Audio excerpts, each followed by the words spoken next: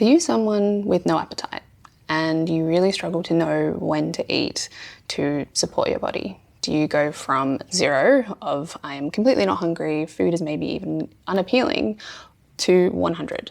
I am starving and if I don't eat now, the world is going to end. Or I just feel awful all of a sudden and I don't know why. And then on the odd occasion you might eat something and feel better, and that's really strange. I am a dietitian at Active Health Clinic and I often talk with my patients around how to support that and feeling like that and navigating, giving yourself enough energy to do the things that you want to do or to navigate chronic invisible illness while not having an appetite.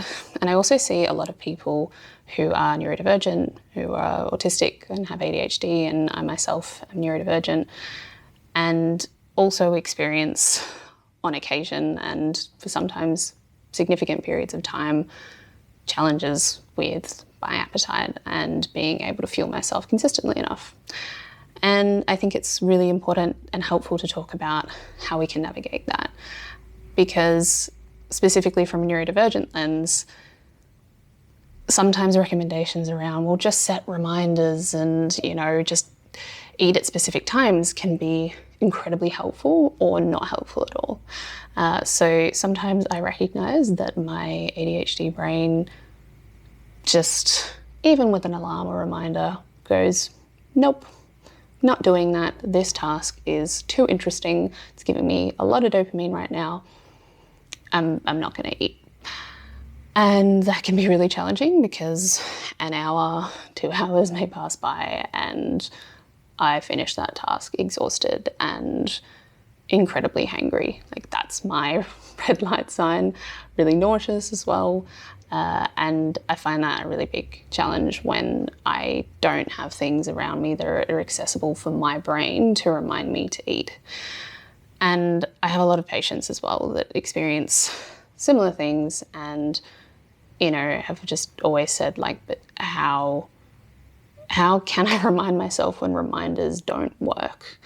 And this is where I like to focus on gentle reminders. Now, this can and will look different for everyone because we are all individuals. So even if we have similarities in our experience, we still experience things differently, and something that will support that experience will look different from one person to another.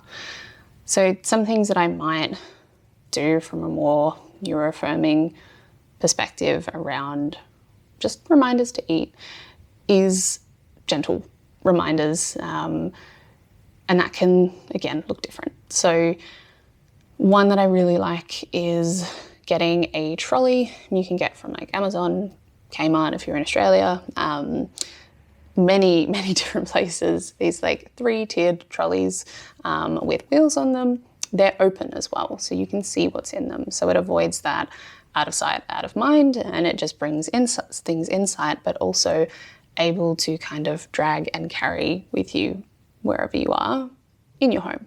So I like this one for people that may not want to specifically keep snacks in their room, for example, but do need to have food and just other things accessible at any time because their capacity may crash, they may be hyper-focused, loads of things may happen that might mean that they just need something then and in the moment.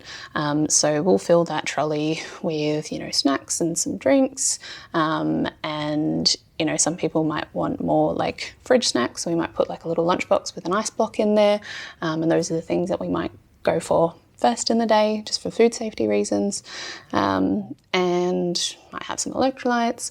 And then the other tiers as well can be whatever you want. They can be like a phone charger if you're sitting on the couch, or like a portable charger. It can be some fidget toys or some like a weighted blanket, squishmallow, medication, so many different things. Like, I really like that you can personalize it just as a strategy on its own.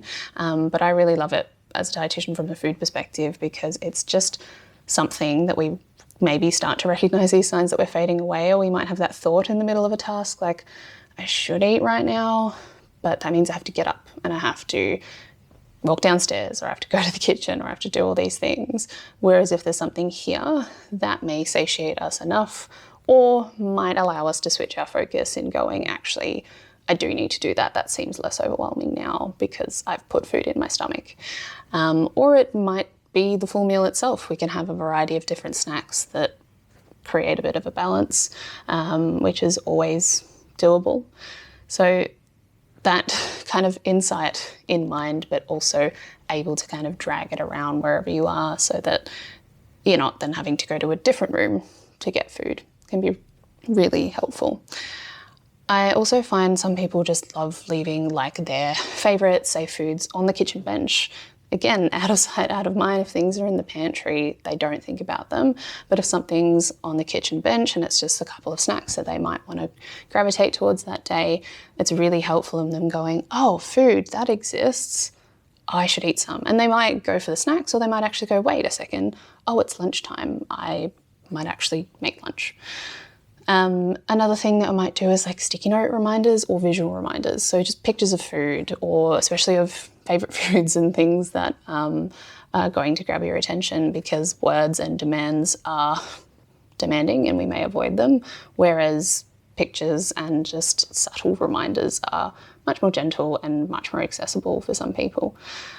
So there's just a couple of examples. If this is something that you found interesting, please let me know. If you have any other ideas of how you might gently remind yourself to eat, whether you notice that that's what you're doing or not, or just an idea that sparked from watching this video, please comment them down below.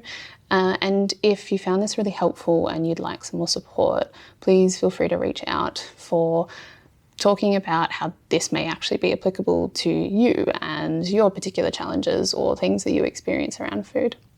So once again, hope this was helpful, and see you next time.